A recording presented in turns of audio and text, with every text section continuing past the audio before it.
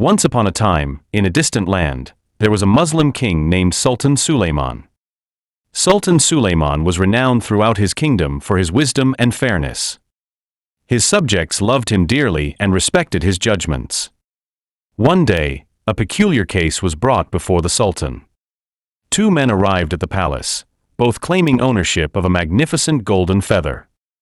The first man insisted that he had found the feather in the forest, while the second man asserted that the feather belonged to him as it had fallen from his prized golden bird. The court was abuzz with sea curiosity, and everyone waited eagerly to see how Sultan Sulayman would resolve the dispute. The Sultan listened attentively to both men.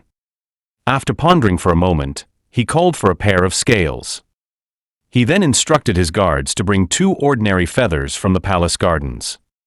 Place the golden feather on one side of the scale, he commanded, and place these two ordinary feathers on the other side.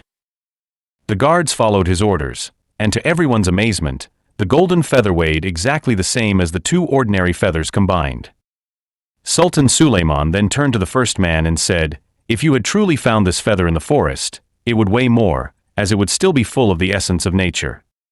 However, since it weighs the same as two ordinary feathers, it must belong to the golden bird, as claimed by the second man." The first man, realizing his deceit had been uncovered, bowed his head in shame. The second man was overjoyed to have his golden feather returned. The court erupted in applause, praising Sultan Sulayman's wisdom. The Sultan had not only resolved the dispute but also taught a valuable lesson about honesty and justice. From that day on, stories of Sultan Sulayman's wisdom spread far and wide, and his subjects cherished him even more. His fair and insightful rulings ensured peace and harmony throughout the kingdom, and he was remembered as one of the greatest and wisest rulers of all